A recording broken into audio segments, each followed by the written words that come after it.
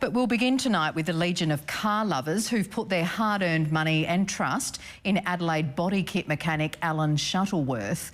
Now, the little work Mr Shuttleworth did do was often substandard, and in many cases, all that his customers saw for their cash were excuses. Some were kept waiting up to 12 months without a result.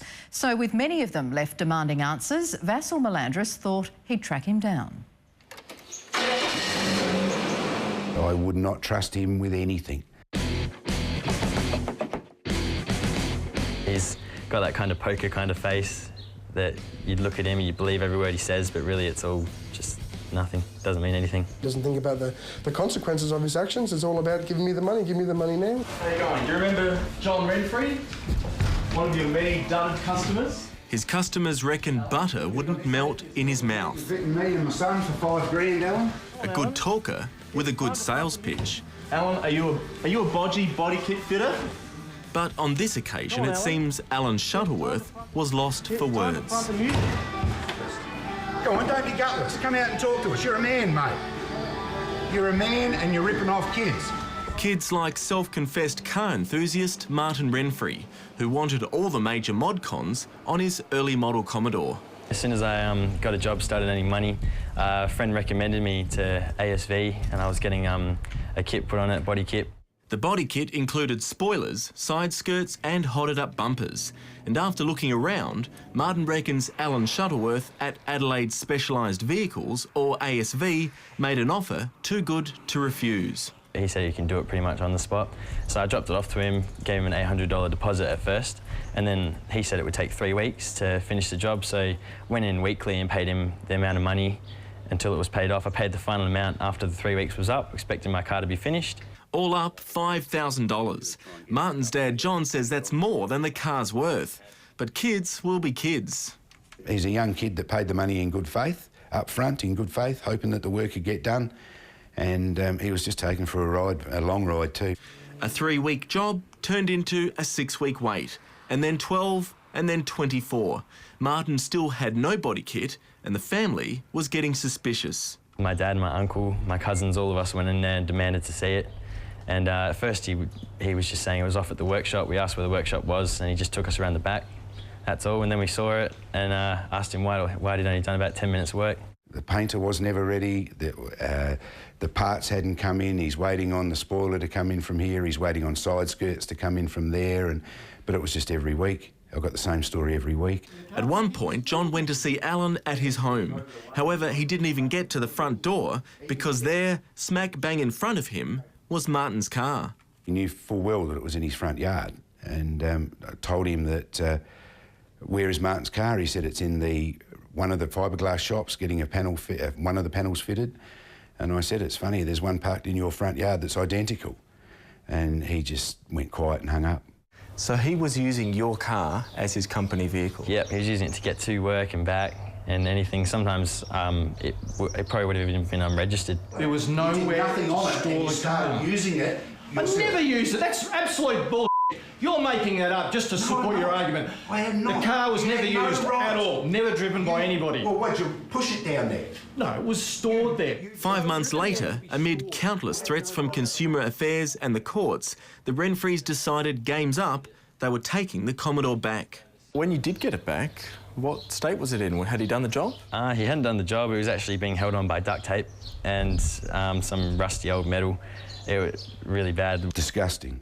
Paint runs, bits and pieces held on by tape, bits broken off of it, bits missing. So $5,000 wasted. Oh, exactly. Plus another $1,000 that I've had to pay to get the car back to its original condition, because it was disgusting to drive. I mean, it wasn't $50 worth of car by the time we got it back. Another shonky-looking car, another unsatisfied customer. You know, the back guards are flapping and you put your foot on the front and it's all floppy and paint colour's a little bit different to the colour. Spotlights weren't connected, things like that. Steve Douglas originally took his son's BMW in for a $2,500 makeover at Alan's Lonsdale workshop. But as the months ticked over, the excuses got longer-winded. On its way from the UK, it's been held up in customs, cartons come but your body kit's not in it, and it's those excuses all the time. With all these mysterious parts in lockdown or overseas, Steve eventually struck a deal to replace the BMW with a mate's Commodore, as the parts, according to Alan, were right out the back, ready to be fitted. After another few months of waiting and that, we finally got the body kit, but if you had a close look at it, it's a pretty shoddy job. Oh, he's not here at the moment. Oh, he's just gone out. He's just ducked out for a second. He'll be back in 5 minutes. He'll be back by 4 o'clock.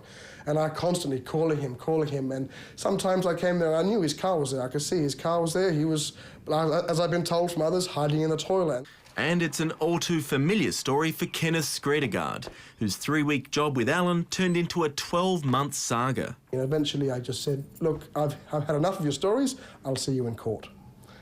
And then I went to court for, well, would have been 4 times I went to court. On one of those occasions, he didn't show up. The second occasion, he was ordered by the judge to pay me within 7 working days, which he didn't pay me. And then that was due to go into court again 3 weeks after that. And 2 days before I was supposed to get my money, he paid me. And that's why I washed my hands of it and said, see you later. So we decided to pay Mr Shuttleworth a visit. We're from Channel 7 Today Tonight, OK? Right. We've had a number of complaints from some of your customers, past and present. Right.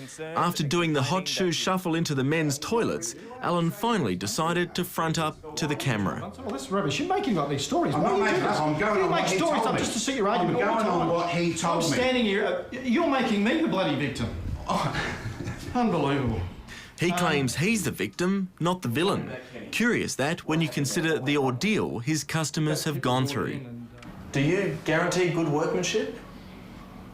Or are you out of your league here? No, of course we guarantee good workmanship. And now he's guaranteeing good workmanship from another location and another business, Instant Spoilers, just 50 metres down the road from ASV, which interestingly appears to have now closed its doors. So when's Martin getting his money back? Can you give us an assurance you will pay Martin back? He will be paid back, yes, he will. When will he get his money? Beg, borrow or steal, but give him his money back. Yeah, OK. He'll have his money back, yeah. There's no doubt about that. And what about your other customers? Are you still owing other customers for jobs that weren't completed? Never happened? However, when pressed by Today Tonight, Alan finally gave an assurance and a deadline to pay John's son his $5,000 back. Had he have waited a little bit longer, he would have got his kid. He just didn't want to wait any longer. But people give up waiting, Alan. That's the problem. People give up waiting because you keep shifting the goalposts. Despite the assurances from Alan, Martin is still waiting for his money, as it seems are so many other angry customers and car suppliers. He shouldn't be an operator. He's ripped far too many people off. Did you expect more from our authorities? I expect a lot more. You know, these are people we're paying our taxes to all the time. And you ring up for help and you just get brushed aside. You sort of think, well, what are we doing? Doesn't seem fair at all. Vassal Melandris with that report.